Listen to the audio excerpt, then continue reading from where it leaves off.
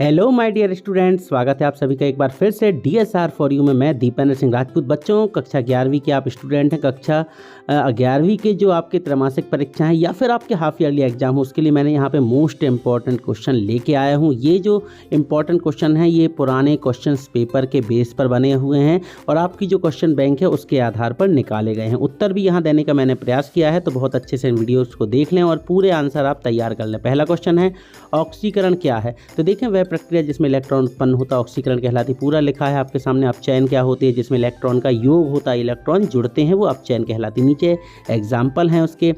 ऑक्सीकारक किसे कहते हैं, इसकी डेफिनेशन तैयार कर लीजिएगा।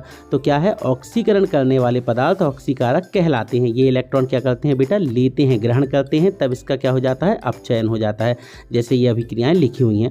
अपचायक क्या है? अपचायक की डेफिनेशन भी आपको तैयार कर लेनी है। अपचायक क्या होते हैं? वह पदार्थ जो इलेक्ट्रॉन को त्यागता है, मतलब जो इलेक्ट्रॉन को निकालते हैं बाहर, वो कहलाते हैं अपचायक। अर्थात किसी अन्य पदार्थ का अपचयन वो कर लेते हैं तो वो क्या कहलाते हैं, अपचायक कहलाते हैं। बच्चों, यहाँ पे जो 5वां क्वेश्चन है, ऑक्सीकरण संख्या किसे कहते हैं, इसको भी तैयार कर लीजिएगा। ऑक्सीकरण संख्या क्या होती है, इसका पूरा उत्तर है। बच्चों, एक चीज़ मैं आपसे कहना चाहूँगा, ये जो क्वेश्चंस मैं यहाँ आपको दे रहा हूँ बच्चों, ये पुराने क्वेश्चंस आए हुए हैं पुराने एग्जाम में, वो उन्हीं को इंक्लूड किया गया है इस वीडियो में। इसके साथ ही इस साल जो क्वेश्चन बैंक आपकी जारी की है उसमें ये प्रश्न समाहित किए गए हैं, उसी के आधार पर मैंने ये वीडियो आपको बनाया है। तो मेरे इन वीडियो के साथ साथ इन प्रश्नों के साथ अपनी तैयारी भी कर लीजिएगा। अब देखिए, ऑक्सीकारक और अपचायक की परिभाषा आपको थोड़ी और अच्छी चाहिए, दूसरी टाइप की, तो ये मैंने लिख दी है यहाँ पे। ऑक्सीकारक क्या है? वे अभिकारक जो दूसरे अभिकारक से इलेक्ट्रॉन ग्रहण करके उसे ऑक्सीकृत कर देते हैं तथा स्वयं अपचयित हो जाते, ऑक्सीकारक कहलाते। वैसे ही अपचायक की डेफिनेशन है। और एग्जाम्पल देखो, एक ही एग्जाम्पल में दोनों अभिक्रियाएं बता दी हैं, और जब दोनों अभिक्रियाएं साथ साथ संपन्न होती हैं तो वो क्या कहलाती? रेडॉक्स अभिक्रिया। बच्चों, ये प्रश्न है, ऑक्सीकरण संख्या और संयोजकता में अंतर, तो इसको आप जरूर देख लें बच्चों। हम आपको सही और सटीक जानकारी देते हैं। बहुत सारे यूट्यूब चैनल आपके लिए फर्जी पेपर जारी कर रहे हैं, उसमें वो क्वेश्चंस भी शामिल हैं जो कि इस साल सिलेबस से आउट ऑफ कोर्स हो गए हैं। तो प्लीज़ फर्जी चैनलों से बचें और फर्जी क्वेश्चन पेपर से बचें, अपनी तैयारी रखें। मैं यहाँ आपको इंपॉर्टेंट क्वेश्चन दे रहा हूँ, इनको पढ़ें आप, और अपने दोस्तों को भी हमारे वीडियो शेयर कर दें, उनको भी जानकारी दे दें। देखें बच्चों, यहाँ पे एक अगला मोस्ट इंपॉर्टेंट क्वेश्चन, इलेक्ट्रोड विभव क्या है, इसका मान किन किन कारकों पर निर्भर करता है, इसका उत्तर पूरा तैयार कर लें। नीचे 25वां क्वेश्चन है, वो कोई खास इंपॉर्टेंट नहीं है, बट आप 24वां क्वेश्चन देख लें। इसमें प्रश्न आता है, इलेक्ट्रोड विभव क्या है, इसका मान किन किन कारकों पर निर्भर करता है। तो ये हैं उसे कारक, इलेक्ट्रोड विभव को प्रभावित करने वाले कारक। तो पहला क्या है बेटा, धातु के इलेक्ट्रॉन त्यागने की प्रवृत्ति। ठीक है, जिस धातु से इलेक्ट्रॉन त्यागा जाता है उस मतलब उसकी प्रवृत्ति अधिक होती है, उसका इलेक्ट्रोड विभव उतना ही अधिक हो जाएगा। ताप, अगर मान लीजिए विलयन का ताप बढ़ा दिए तो इलेक्ट्रोड विभव का मान भी बढ़ जाता है। इसी साथ विलयन की सांद्रता अगर मान लो अधिक होगी तो इलेक्ट्रॉन विभव का मान उच्च हो जाएगा। तो बच्चों, ये 3 कारक हैं, इनको बहुत अच्छे से आप लोग देख लीजिएगा। अगला है ऑक्सीकरण संख्या और संयोजकता में अंतर। देखें, एक वो वहाँ पे मैंने आपको अंतर बताया था, यहाँ पे भी आप देख लें, इसमें भी अंतर बतलाए गए हैं, तो इसको तैयार कर लीजिएगा। देखें, यह वह संख्या होती है जो किसी आयन पर उपस्थित आवेश को दर्शाती है, और क्या होती है, जब कोई इलेक्ट्रॉनों की वह संख्या जब कोई दान करता है या ग्रहण करता है, वो संयोजकता कहलाती है। 3 अंतर हैं, इन तीनों को आप बहुत अच्छे से तैयार कर लीजिएगा। अपने आप में एक महत्वपूर्ण क्वेश्चन है, पिछले सालों के पेपर में ये पूछे गए हैं। इसके बाद देखें, रेडॉक्स अभिक्रिया क्या है, ये भी वेरी वेरी वेरी इंपॉर्टेंट बच्चों, ये चैप्टर ही है रेडॉक्स अभिक्रिया। अब रेडॉक्स अभिक्रिया वाले चैप्टर में रेडॉक्स अभिक्रिया के बारे में नहीं पूछा तो फिर क्या पूछा।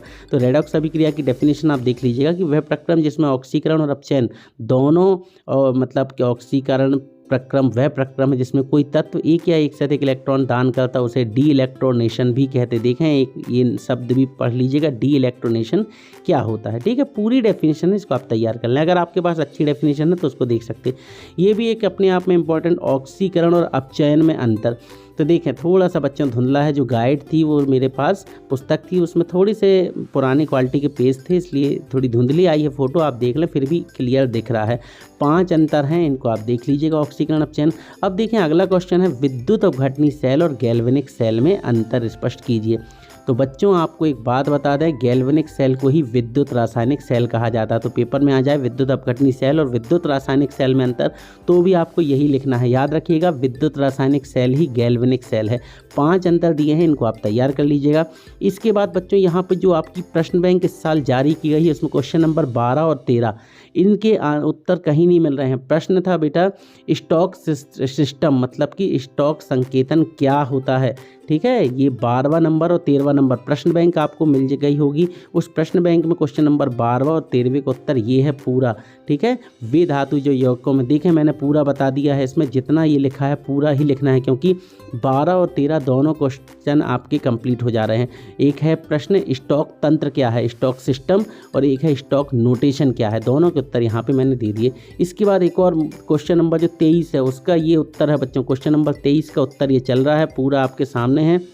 इसको आप बहुत अच्छे से देख लें, समझ लें और तैयार कर लें। काफ़ी बड़ा है क्वेश्चन का आंसर बच्चों। केमिस्ट्री तो वैसे भी कोई विषय विशेषज्ञ आपको बहुत अच्छे से डिफाइन कर सकता है। मैंने यहाँ पे आपके सामने उत्तर दे दिया। अब आप इसको प्लीज़ तैयार कर लें, जैसा भी आपको करना है। अगला क्वेश्चन देखें, क्वेश्चन नंबर 17 जो आपकी क्वेश्चन बैंक में क्वेश्चन नंबर 17 है। इसमें आपको आयनों को बताना है व्यवस्थित करके। उसका उत्तर ये है आपका क्वेश्चन नंबर 17 का। इसमें भी देखें आपको ये पूरी अभिक्रियाएं हैं, मैग्नीशियम और आयोडीन को कैसे संतुलित किया जाता है, फिर ऑक्सीजन को जल के साथ जोड़कर संतुलित करते हैं, फिर इस प्रकार से पूरा दे दिया गया है। क्वेश्चन नंबर जो 18 है आपकी क्वेश्चन बैंक में, उसका आंसर ये है पूरा। इतना ही आपको लिखना है जितना मैंने यहाँ पे आपके सामने प्रस्तुत किया है, इसको आप देख लें। अच्छा, इन जो दो ये प्रश्न हैं आपके 17वां और 18वां, इन दोनों प्रश्नों के बारे में बता दूं आपको, लास्ट ईयर की क्वेश्चन बैंक में भी ये आया था। इसके साथ एक क्वेश्चन नंबर और है जो आपकी शायद आपका 14वां है, ऑक्सीकरण अंक ज्ञात करने की। तो उनका उत्तर देखें इसके माध्यम से। पहले आप ये 17 और 18 देख रहे हैं, ये है प्रश्न और बाजू में इसके उत्तर चल रहे हैं बच्चों। इस पेज को आपको एक बार फिर से रिवाइंड करके देखना होगा, क्योंकि आधे में प्रश्न है और आधे में उत्तर है। ये मैंने आपको इसलिए दे दिया डबल उत्तर, ताकि आप लोग कंफ्यूज ना हो। जैसा आपको उत्तर लिखना है देख लीजिएगा, आप स्क्रीनशॉट लेकर के इसको आप देख लीजिएगा। 2 हिस्सों में लिखा हुआ है ये, तो इसको आप तैयार कर लीजिएगा। अगला देखें प्रश्न, विद्युत रासायनिक श्रेणी किसे कहते हैं, विद्युत रासायनिक सेल क्या होते हैं इसको। फिर ये लिखा हुआ है लवण सेतु क्या है, इसके 2 कार्य। बच्चों इस वीडियो को प्लीज़ अपने दोस्तों को भी शेयर कर दें जो कक्षा 11वीं की तैयारी कर रहे हैं, जिनका एग्ज़ाम है अभी क्वार्टरली एग्ज़ाम, फिर चाहे आपके हाफ ईयरली एग्ज़ाम क्यों ना हो। आप एग्ज़ाम में बैठे हैं, चैप्टर 8 पढ़ रहे हैं, तो इन क्वेश्चंस को ज़रूर पढ़ के जाइए, अपनी तैयारी करके जाइए। ये कई प्रकार की गाइड से आंसर ढूंढ के मैंने आपको यहाँ पे एक्सप्लेन कर दिए हैं। अगला क्वेश्चन देखें, 15वां क्वेश्चन है जो निम्न अभिक्रिया में किसका ऑक्सीकरण और किसका अपचयन हो रहा है, इसको देख लीजिएगा। ये विगत वर्षों में पूछे गए प्रश्न हैं। फिर यहाँ पर देखें आप ऑक्सीकरण और अपचयक को छांटने के लिए। इसके बाद देखें एक और अपने आप में महत्वपूर्ण, अति महत्वपूर्ण क्वेश्चन, रेडॉक्स अभिक्रियाओं के अनुप्रयोग लिखिए। तो देखें भाई बच्चों, यहाँ पे रेडॉक्स अभिक्रिया के अनुप्रयोग क्या हैं, ये देखें विद्युत रासायनिक सेल बनाने में, या फिर धातुओं के इलेक्ट्रोड का चयन करने में, धातुओं के निष्कर्षण में, ऊर्जा को प्राप्त करने में, प्रकाश संश्लेषण की अभिक्रिया में, क्योंकि प्रकाश संश्लेषण भी रेडॉक्स अभिक्रिया है। ठीक है, अंतरिक्ष यानों को ऊर्जा प्रदान करने में। बच्चों प्लीज़ अच्छे से तैयारी कर लीजिएगा। ये देखिए क्वेश्चन नंबर 14 जो इस साल के प्रश्न बैंक में है, उसका उत्तर ये है। प्रश्न आप वहाँ से देख लीजिएगा। अब देखें क्वेश्चन नंबर 15, ये जो आपके सामने पूरा प्रश्न प्रस्तुत किया जा रहा है, ये क्वेश्चन नंबर 15 है। इसी के नीचे क्वेश्चन नंबर 16 है ये। अब इनके उत्तर देखें, यहाँ से ये आ रहे हैं उत्तर। तो जो पहला उत्तर चल रहा है ये क्वेश्चन नंबर 15 का है, थोड़ा सा लेंथी है इसलिए आराम से निकाला है। ये क्वेश्चन बैंक के क्वेश्चन नंबर 14, 15, 16 के आंसर दे रहा हूँ, क्योंकि आप लोगों को गाइड्स वगैरह में ढूंढने पे भी नहीं मिल रहे इनके उत्तर। बहुत मेहनत से मैंने आप लोगों के लिए यहाँ प्रस्तुत किए हैं ढूंढ धाड़ के। तो आप लोग प्लीज़ बच्चों इनको अच्छे से तैयार कर लें, देख लें अच्छे से, इसको समझ लें। और प्लीज़ वीडियो पसंद आए तो वीडियो को लाइक करके, हमारे चैनल पे अभी तक आप सब्सक्राइब नहीं किए हैं तो चैनल को सब्सक्राइब कर लें। अच्छा हाँ, आप अपने छोटे भाई बहनों को कक्षा 9वीं 10वीं के जो स्टूडेंट हैं उनको भी प्लीज़ हमारे चैनल के बारे में बता दें, क्योंकि उनके भी वीडियोस हम डालने वाले हैं। और आपने अगर हमारे चैनल से पढ़े हैं और आपने अपनी तैयारी की है तो आपके छोटे भाई बहनों को भी उसका फ़ायदा ज़रूर दें। तो अपने स्कूल के ग्रुप, आपके जो भी ग्रुप बने हैं उनमें हमारी वीडियोस की लिंक ज़रूर शेयर कर दें, ताकि उनका भी कुछ भला हो जाए। देखें ये पूरा उत्तर काफ़ी लंबा है। अब इसमें बच्चों नीचे जो लास्ट में 2 लाइन छूट रही थी, आगे बाजू वाले पेज में आ रही थी, तो मैंने हाथ से लिख दिया। ये देखिए दूसरे प्रश्न का उत्तर थोड़ा सा छोटा है। ये देखिए नीचे लिखा है Ag2++ E इलेक्ट्रॉन माइनस कर रहा है, ये देखिए पूरा लास्ट में ख़त्म यहाँ पे। अब बच्चों ये प्रश्न और ऑक्सीकरण अंक ज्ञात करने वाले, तो इनको बहुत अच्छे से देख लीजिएगा। ऑक्सीकरण अंक क्या है बच्चों, आपसे बन जाने चाहिए, क्योंकि कुछ भी दे सकते हैं। हालांकि क्वेश्चन बैंक में जो दिए थे इनके उत्तर यहाँ मैंने आपको दिए हैं, प्रस्तुत किए हैं, पिछले साल जो पेपरों में पूछे गए वो भी। और ये है एक प्रश्न, ये इस साल की क्वेश्चन बैंक में आया हुआ है। इसमें आपको सल्फर की ऑक्सीकरण संख्या बतानी है बच्चों। यहाँ पे हमारा ये वीडियो फिनिश हो जाएगा। आप इतने प्रश्नों को तैयार कर लें, मगर साथ साथ अपनी प्रश्नों की तैयारी भी करके रखें और किसी फर्जी पेपर के चक्कर में ना पड़ें। अपनी तैयारी तो पूरी रखें और अपनी तैयारी पे भरोसा रखें।